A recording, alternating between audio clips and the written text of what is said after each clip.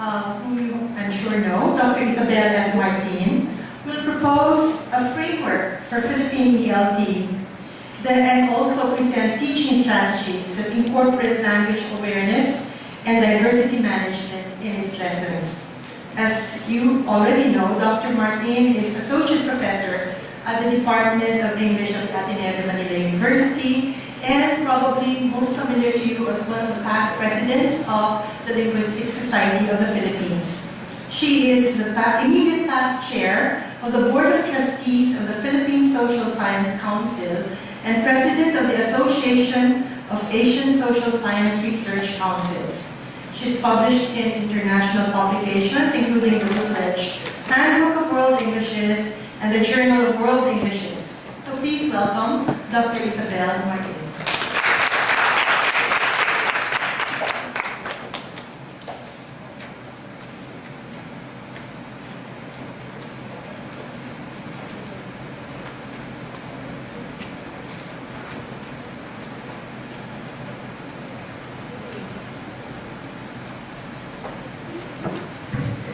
Good morning. Good morning. As Nanette has pointed out, I'm going to talk about English language teaching in the Philippines. And to do that, I will have to position my presentation, to contextualize the presentation, not only on the ELT paradigm that was discussed in the last 2 days, but I'd also like to talk about the world Englishes paradigm. Okay, so let me proceed. So in 1996, I remember very well, a conference entitled English as an Asian Language, Raj Kachu introduced the world Englishes paradigm to Filipino scholars and teachers of English. And with this introduction, questions about the dominance of native speaker models in Philippine classrooms began to surface. This was followed by a surge of popularity of Philippine English research, which culminated in the publication of Walton and Bautista's 2008 book. You can see a picture Philippine English Linguistic and Plurality Perspectives. Consequently, calls for the language variety to be promoted in ELT emerged. Berloman, for instance, argues for the retraining of teachers, the development of new instructional materials based on existing corpora of Philippine English, and the re-envisioning of instructional leadership in managing innovations in ELT. He pushes for these, quote-unquote, little sacrifices that are not to be held back so as to finally put Philippine English on the pedestal of established Englishes together with American, British, and Australian Englishes. Freehinal, in presenting data showing the frequency of the use of the modal would in Philippine English, argues for pedagogical application of his findings. According to Freehinal, he says it seems that using Philippine English as a target English in the national setting for public and private schools is more appropriate because, in the first place, Philippine English is grammatically and semantically comparable to target core English. So Berloman and Freehinal are not alone in pushing for the promotion of non-native varieties of English. In the classroom, Kirkpatrick also argues that the advantages of choosing a local model in outer circle countries in which the local variety has already gained widespread social acceptance outweigh the advantages of choosing a native speaker model. Okay. Now, however, in the case of the Philippines, I argue that for all the benefits offered by the Philippine variety of English, Philippine English, it might not be appropriate to teach this variety explicitly as a model to learners of the English language. The alternative, of course, is not the status quo, which is the continued reliance on native speaker models. How then should Filipino teachers of English approach ELT? The answer may lie in the world Englishes and the English as a lingua franca paradigms as these are applied in the educational context. Okay. What exactly are these two paradigms and how are they the same? How are they different? In this conference, we have been focusing so far on the ELT paradigm, which is the basis for the ACE research project. Let me backtrack a bit and present the World Englishes paradigm and the principles that inform World Englishes research and practice. Now, the term World Englishes was introduced by Raj Kashu in the 80s to represent, quote-unquote, the functional and formal variations, divergent social-linguistic contexts, ranges and varieties of English creativity, and various types of acculturation in parts of the Western and non-Western world. Keyword there is variation. The fundamental basis of the World Englishes paradigm, which is the acceptance of the reality that English is a dynamic, diverse, and pluricentric, meaning having many centers, pluricentric language, are represented in Kashu's three circles model. You can see this. Defined here, okay, in the outer circle. Now, the three circles model, which takes a geographical historical perspective as well as a functional approach in grouping English speakers throughout the world, is considered to have radically challenged the traditional categories of native and non-native speakers of the language. So in the past, if we group the English speakers as native and non-native only, so with this model, we group them differently. Okay, so into three circles. By doing so, the model questions the dominance of beliefs that ownership of the language resides among the native speakers. The model also assumes that the English language, which behaves like any other language, will evolve, and has in fact already evolved into different varieties, which we now refer to as Englishes. And these varieties have been documented for some time now. Some examples follow. This is from an old source, Lowenberg, 1993. So, for example, if you look at the samples, here, non-standard forms, right? Can you identify? It's not a test, just to have a look. So these are some examples. So the features exist in different parts of the world.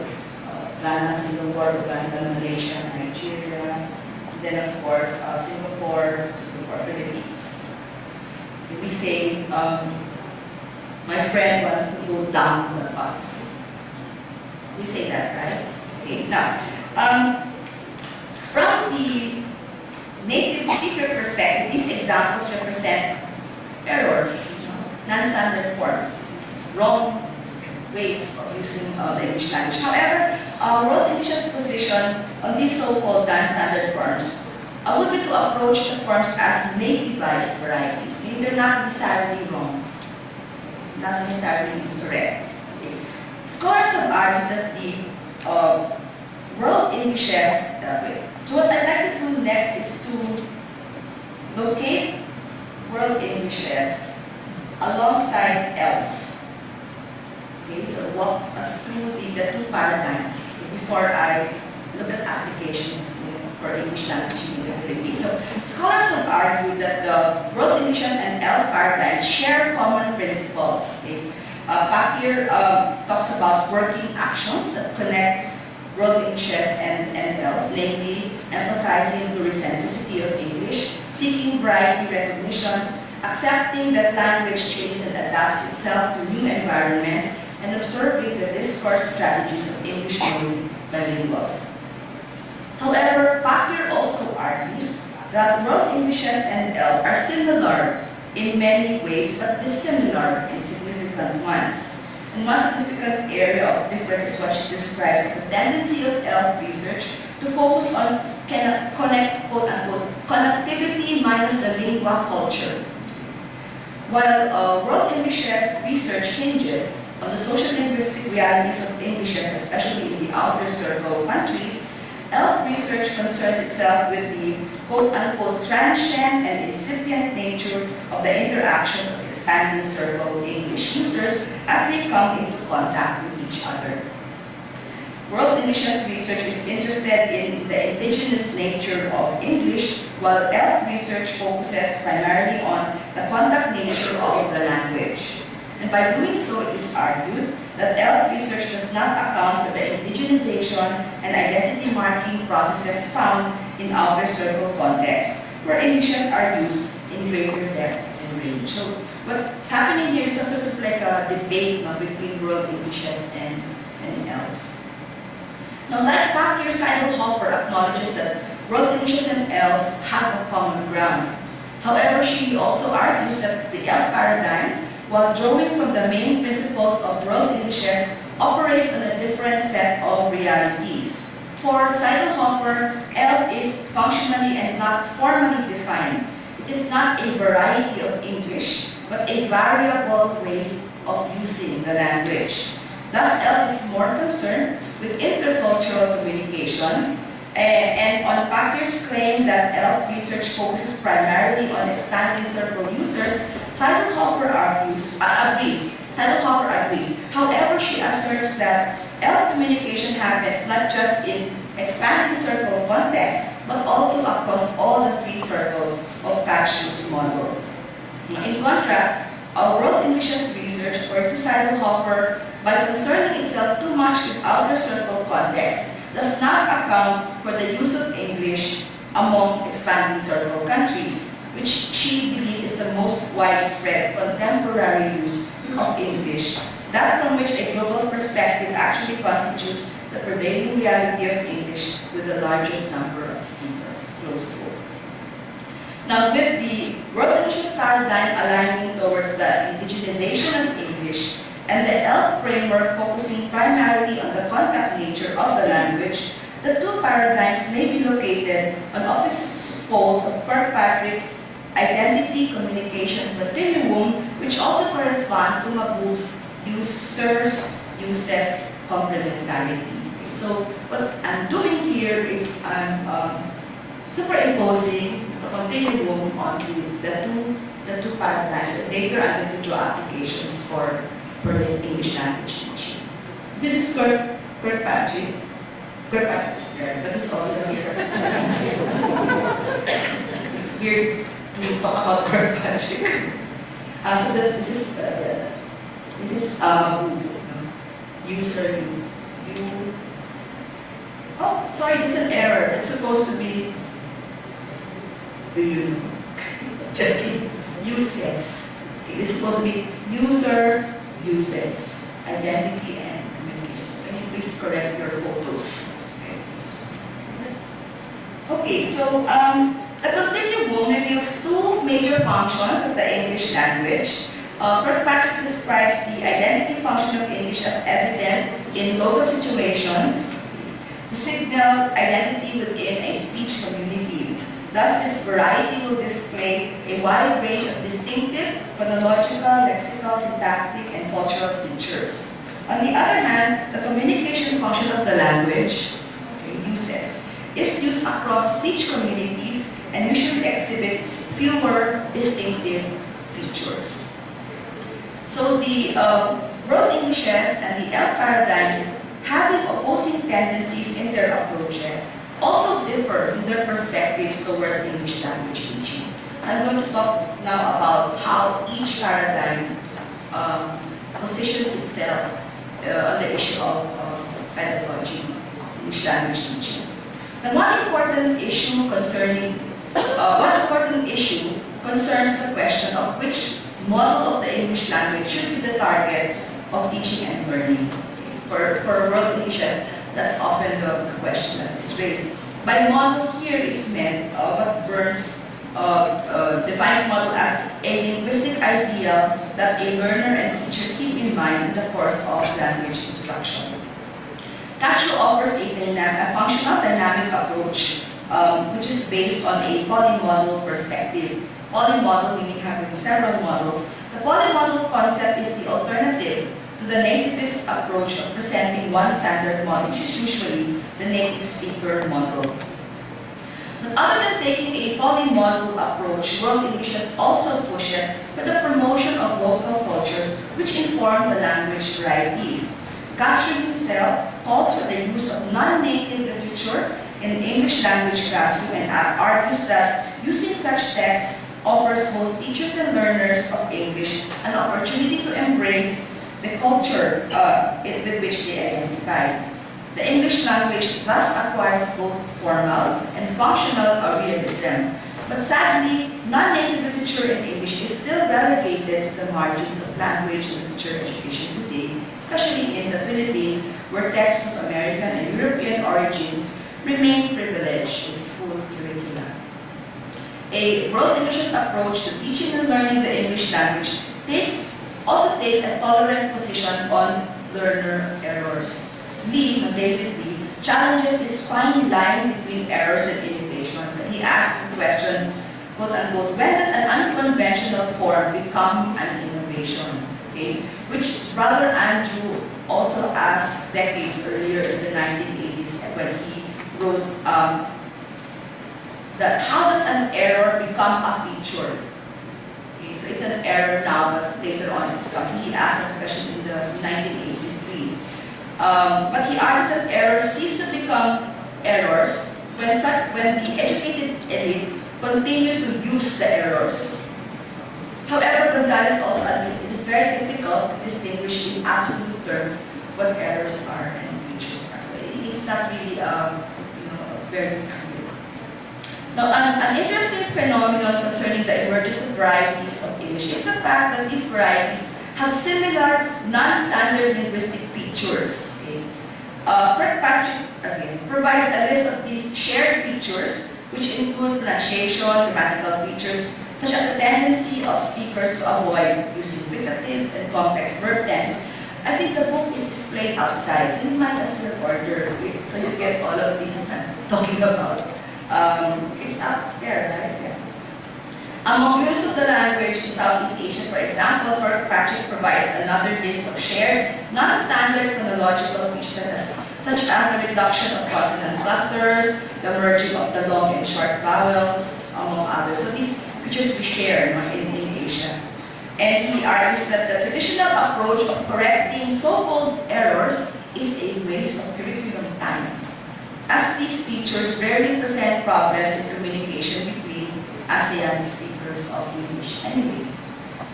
So as more and more use of the varieties interact with each other, we are actually now moving to the ELT paradigm. As more and more use of the varieties interact with each other, the shared non-standard features among the varieties expand into what Seidelhofer describes as commonalities that could facilitate global, international, intercultural communication.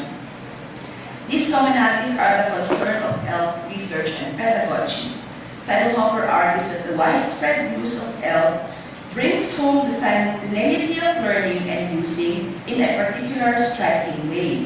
While traditional ELT practice separates language use from language learning, ELT pedagogical practices view learning and using not as consecutive processes, but simultaneous processes. That's here. So Seidelhofer explains that traditional ELT positions language use as dependent on language learning, but such view does not capture the reality of language learning. Usual view is separate learning from language use. Actually, if you look at it, language used in the classroom, which is language learning, is also language use. Yes, okay. So how does language learning take place in the first place? It's a question all teachers ask, but often we do not, and we can learn from Wittgenstein when he tells us that language learning is a process of recurrent unlearning and relearning, whereby encoding rules are modified, extended, realigned, or abandoned altogether to accommodate new language data. So this view of language learning as a process that takes place simultaneously with language use, okay, certainly has implications on English language teaching. ELT then becomes a matter of guiding the process of learning by unlearning, and the actual input presented by teachers is of secondary importance. The actual input presented by teachers is of secondary importance. Okay? Language teaching is really guiding this process of learning by unlearning. So unlike world English's pedagogy, ELT does not ask which language to teach or not teach. Okay? ELT pedagogy is concerned with learning is not concerned with learning a language, but is concerned with learning two language. Okay, it's there. It is not aiming to teach a language, but it is aiming to teach how students will language. So it's two language, not a language. Okay, so for ELT in ASEAN, Kirkpatrick argues that rather than focusing on a specific variety of English, the ASEAN school curriculum needs to make a radical move to teach English as it is used in social context in the region. Kirkpatrick refers to this as the multilingual model combined with the adoption of a lingua franca approach to teaching English. And this lingua franca approach involves the use of strategies for constructing and negotiating meaning in communicative events. And one strategy is the use of the learner's own language. So yes, there is room for the mother tongue in the English language classroom. And the L1, or the mother tongue, which is really a part of the linguistic repertoire of any language learner. So putting everything together then, we get a picture of the common working actions of world Englishes and ELT, as well as the basic tenets and pedagogical applications of each paradigm. Okay? Adding on to the work of Pakir and Hopper, I superimpose Kirkpatrick's identity communication continuum, it's not correct, as well as Mahmoud's uses complementarity on the two frameworks of world Englishes and ELT. Okay, so now, having surveyed these tenets and the general application, I now turn to a specific context, ELT in the Philippines. My aim now is to describe ELT practices that still dominate in the Philippines, and to discuss the appropriateness of these practices in promoting English language learning in the Philippines. Okay. So, among, we all know this, among the ASEAN countries, the Philippines occupies a unique position in that English was brought to us by the Americans and the British. Okay, so in that sense, we're unique. That's good or bad, I'm not sure. So 300 years of Spanish occupation really didn't do a lot to make the language, Spanish language, occupy the same prestige status that English occupies today. However, 50 years of American rule was actually enough to put the English language in its present elevated position. With the Americans saying public education and a directive for English to be used as MOI, medium of instruction, in all levels. And during this period of American colonial rule, English was taught to the Filipino students as if we were native speakers of the language. Then in the 1970s, with the nationalists clamoring for a wider use of the national language, English now began to share its MOI status with Filipino in a bilingual education scheme which we call the bilingual education policy, the BEP, the bilingual education policy. And that came under scrutiny after Filipino students were reported to have performed badly in international tests of math and science. The dismal performance of the Filipino students, as well as their low test scores in the NAT, National Achievement Test, was attributed to low proficiency in English, showed that in 2009, the DepEd pushed for the use of the mother tongue. So the policy that we are following now is known as the, together now, MDBMLT, okay, mother tongue-based multilingual education. Now a quick survey of memoranda, circulars, and orders from the DepEd revealed three dominant ELT practices in the Philippines, namely, communicative language teaching, ELT, English for specific purposes, ESP, task-based language teaching approach, or PELT. Interestingly, the popularity of these ELT approaches is in proportion to the number of memo and circulars, as well as corresponding teacher training programs for the approach. So, pinaka-popular yung CLT. So for teachers of English, especially in the Philippines, the introduction of new language teaching approaches is always welcome, as these add the teacher's bag of tricks in the classroom. However, teachers may not realize that language teaching are not neutral, and these always come with a set of assumptions that may or may not apply to the unique context of teaching and learning English in the Philippines. Nangihingi na rin yung mga puso, siya, CLT. At then tayo teacher training, okay? But we don't know that it actually comes with a set of assumptions that probably may not apply in other contexts. Okay? So let's talk about ESC first. This one became popular in the ELTC in the 1990s, and the popularity is attributed to the growing global spread of English, increased demand for Philippine laborers, the need for the development of science and technology in the country.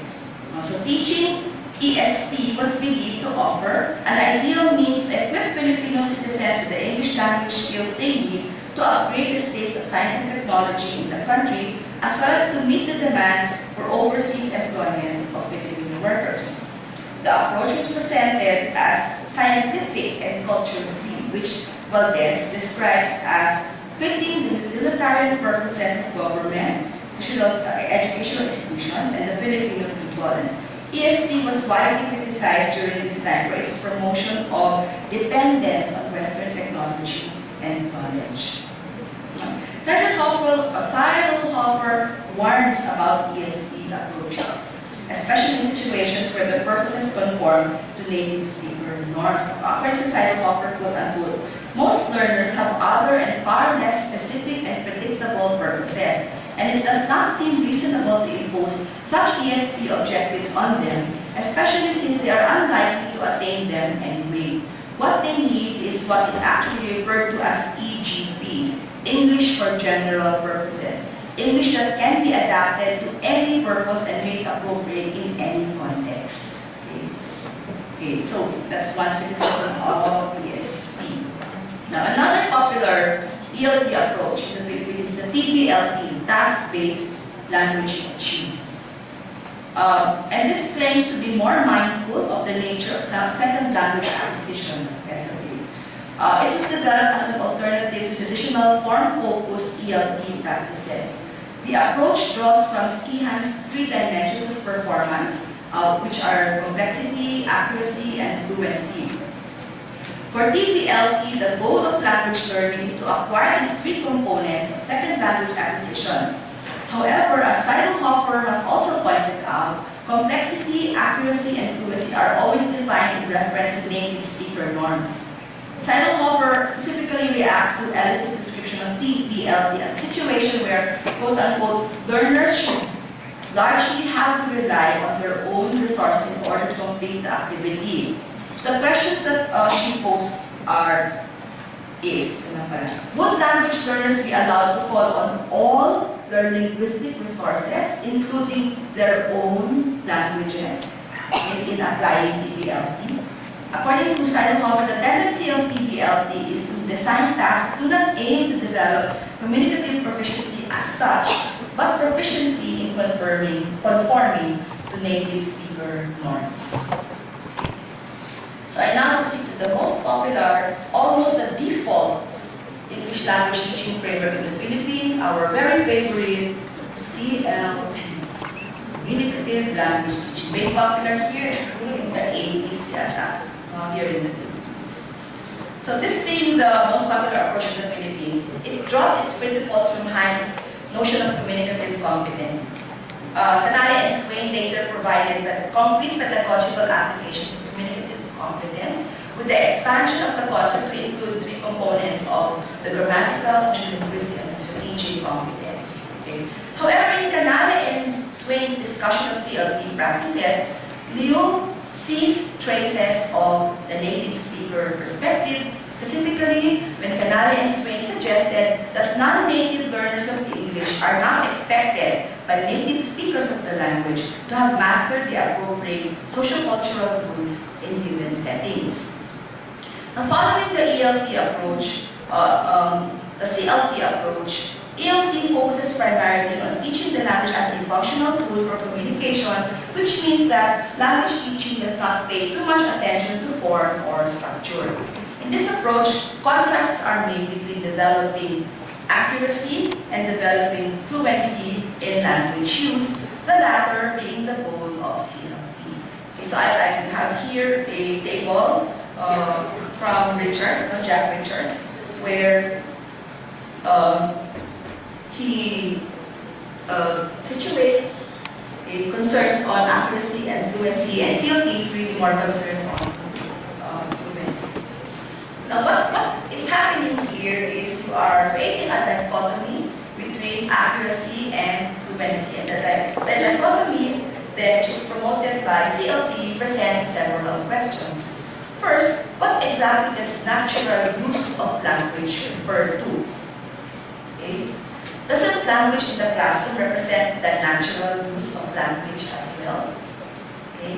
Why is suppose and accuracy a bad thing in the English language classroom? Doesn't a lack of understanding of form impede meaningful communication? There are many questions that can be raised about CLT.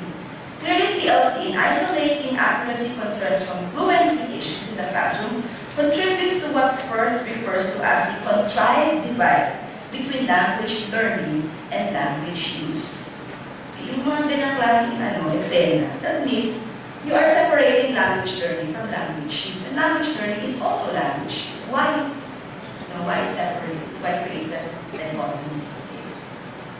So criticisms of CLT abound, and these include observations that the approach discourages the use of the mother tongues in the classroom, which McCabe believes is a tenet that ignores the productive ways in which the mother tongue can be used in the classroom. It is particularly inappropriate in an era when English is being acquired primarily in bilingual or multilingual contexts. Now, teachers outside the inner circle, so those mostly in the expanding circle countries, also find the approach inapplicable to their situations. For example, Muhammad, 2012, describes misapprehensions about CLT among Bangladeshi teachers of English. These misapprehensions include beliefs that the approach involves exclusive focus on meaning, no exclusive focus on learner errors, and involves listening and speaking practice only. That is how it is applied in the expanding circle. And it also involves the avoidance of the learner's mother tongue. CLT has also been questioned because of its quote-unquote sort of naive ethnocentrism prompted by the thought that what is good for Europe or the USA had to be good for KwaZulu. This is cheap in Mabu and Lingua Yes. Now, Pakir provides a discussion of serious challenges to CLT posed by teachers in China, Korea, Hungary, and Pakistan. And these challenges include the beliefs that 1. CLT does not seem to present serious learning activities. Parang naglalaro lang lagi. That's 1. 2.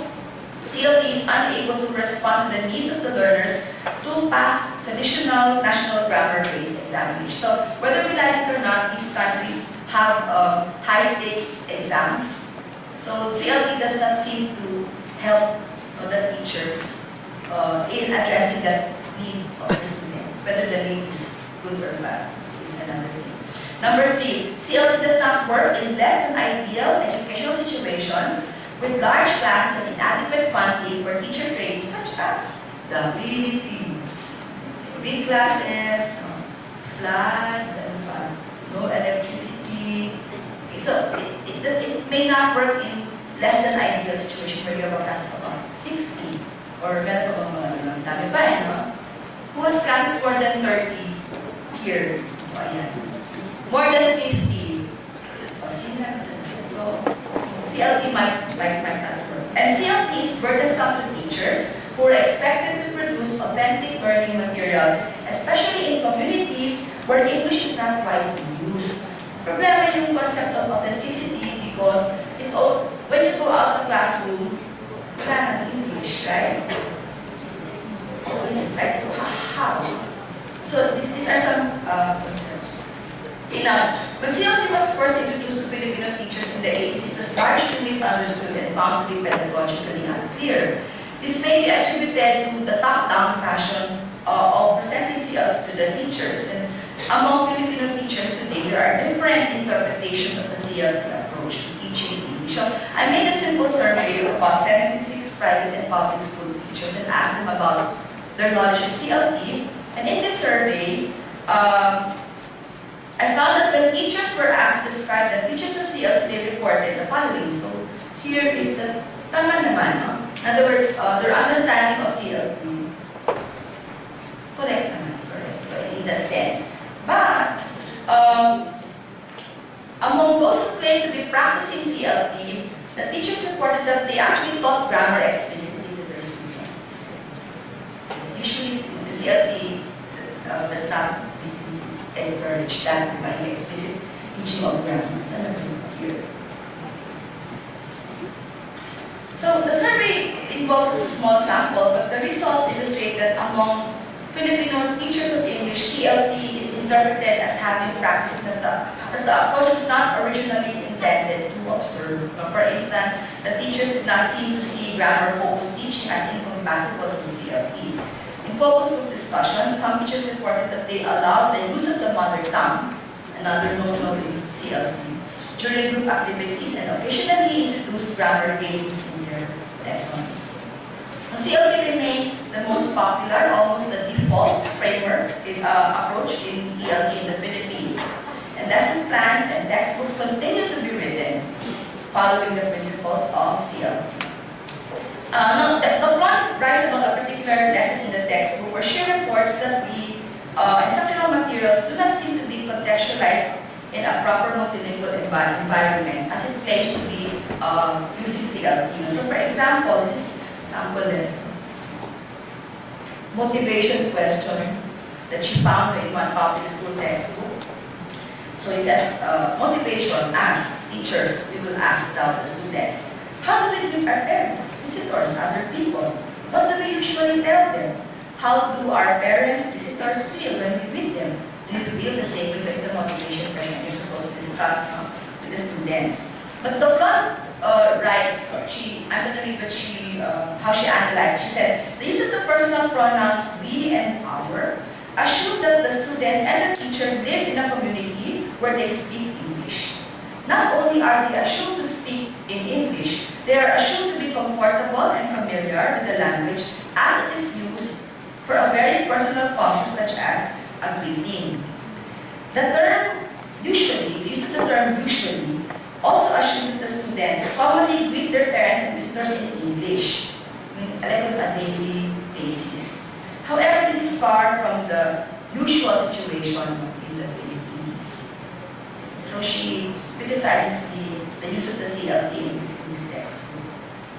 So clearly the approaches that dominate and continue to dominate Philippine ELT, namely ESP, TPLT, CLT, persist in their reliance on native speaker norms. And such situation, if allowed to continue, would certainly create for learners feelings of intimidation, low self-esteem, lack of self-confidence. Dropout rates in the early years of schooling have been associated with the Filipino learners' inability to understand their lessons and teachers, and language has a lot to do with developing learners' knowledge and understanding about things.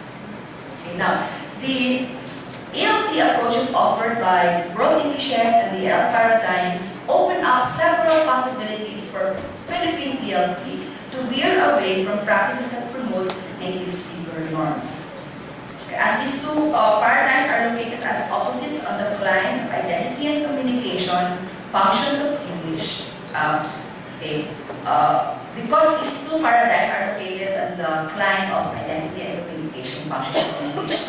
Now, while the WE approach to ELT foregrounds identity by promoting local varieties, Philippine English, ELT from the ELT perspective forwards the communication function of the language by approaching learning and use as simultaneous processes. Now, in what specific ways then may these two paradigms assist Filipino teachers of English in their task of teaching the language? Now, as there are clear benefits resulting from the promotion of local varieties, should Philippine English be used as the language model of Filipino students? Okay? What are other options for Filipino teachers of English? The Philippine English is not promoted as the norm of ELT in the country. Okay, now, I now proceed to the last part of the presentation. Okay, now, the introduction of the World Englishes paradigm to Filipino scholars and teachers of English in the the 90s presented an opportunity to finally resist the dominance of native speaker norms in the classroom. However, with a surge in the popularity of Philippine English research, the variety began to be promoted as a target of ELT. Now, clearly there are benefits to using Philippine English in our classrooms. For one, the variety is already being used by teachers of the language. Whether we are aware of it or not, we are all using Philippine English. Whether you accept it or not. Whether you are aware of it or not, we are using Philippine English. So it's already in the classroom. So thus, by promoting Philippine English in the classroom, feelings of intimidation, or self-esteem, lack of self-confidence among teachers and learners may diminish. And as teachers know, lowering affective filters may result in increasing learning outcomes. Okay.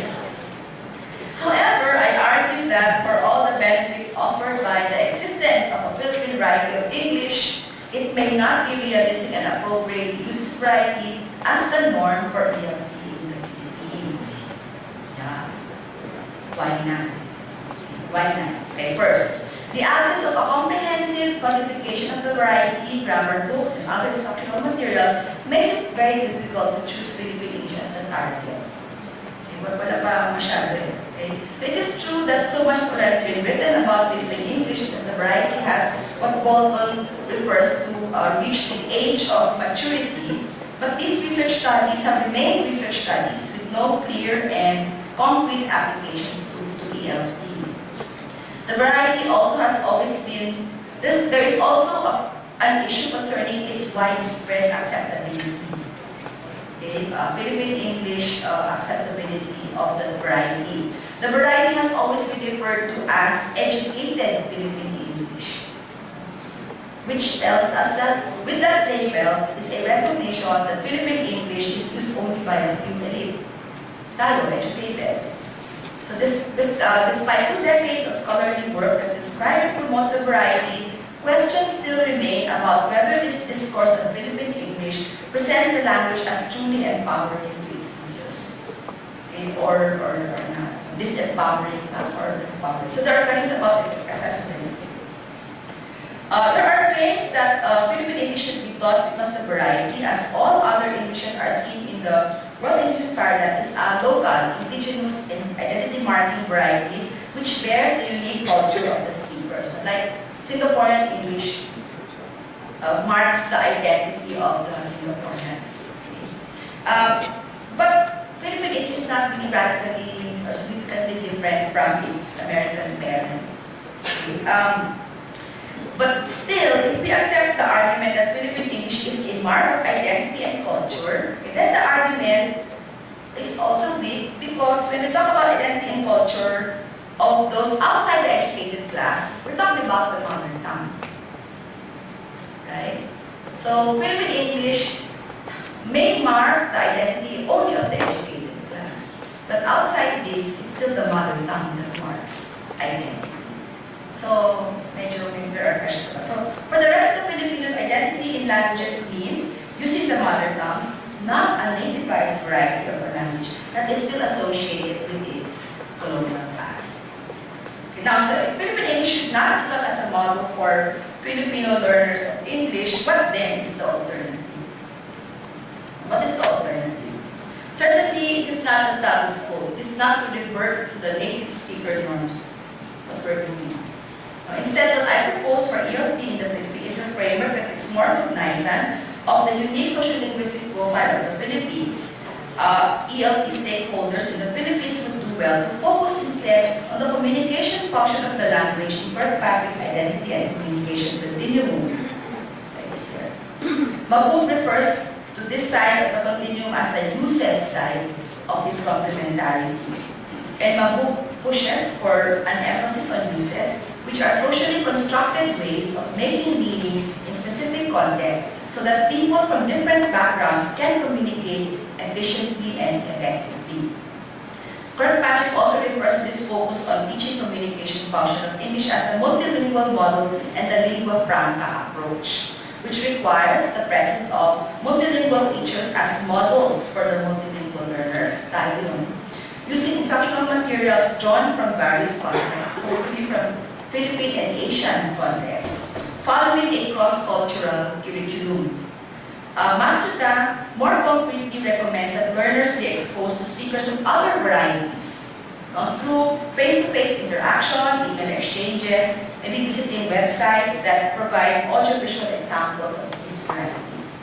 For instructional materials, Matsuda calls for the rewriting of textbooks to assign speakers of the outer circle and the expanding circle major roles in the dialogue. Ang galing na yung mga native speakers, blank blue eyes, mga lingua natin. We have to assign more major roles to outer circle and expanding circle speakers in our textbooks. So I myself have incorporated this multilingual model and lingua franca approach by asking my students to work on a variety of projects that aim to raise awareness about the diversity of the English language and its speakers. One such project I did last time is video chatting with students from other universities in Asia, specifically from Chukyo in Japan, Nagoya, Japan. This activity, you can see, my students are in maliit. Yeah. Nicole, that's Bea, and this is, I cannot see. Mitzi. And these are their Japanese partners. They did a Skype video chat with their Japanese partners in Nagoya. The activity provided an opportunity for my students to interact with other users of the English language who do not share the same feature as their own variety. So this is an ELT situation. You have two people talking, they don't have the same L1, right? So as we all know, it's not very easy for Filipino speakers to chat with, for example, Japanese speakers, right? But they managed very well. At the beginning, they were nervous, so hindi ko maintindihan, right? But they said surprisingly, maybe I didn't understand everything, but they were still able to chat. My goal now is to find a school in Vietnam or Thailand so that they can actually practice, with another set. So they found it very helpful. So through this activity, students gain first-hand experiences in communicating with other multilingual users of the English language. And the experience expanded their knowledge about the diversity of the language and its speakers. So now finally, it is important for ELT in the Philippines to try to make full use of all linguistic resources available to the learner. The Philippines has more than 175 languages, and for ELT to be relevant, appropriate, and successful, it must allow for the use of the mother tongues in the classroom. Mother tongues are vital resources learners draw from in bridging or transitioning from one language to another.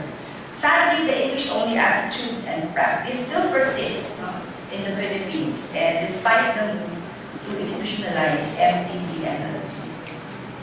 Now, other than mother tongues, linguistic resources in the classroom also include Philippine English as well as General American English. In other words, they're also there.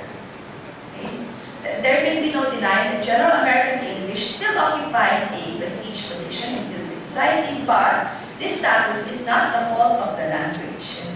American English is not an evil monster that we are supposed to destroy. The monster is not the language, it's the attitude attached to the language. It is the assignment of superiority to American English at the expense of other languages. So it's also a resource we can draw from the ELT. So thus, Philippine English and American English may coexist together with the mother tongues in the English language classroom. Now, in the final analysis, whatever ELT policy and practices are introduced, this will be unsuccessful if the teachers are not allowed to make their own decisions on the ground. Each school situation in the Philippines has a unique social-linguistic profile. Because of this, languages and education decisions must be made as close as possible to the classroom. So teachers who are fully immersed in the social-linguistic realities of their schools are in the best position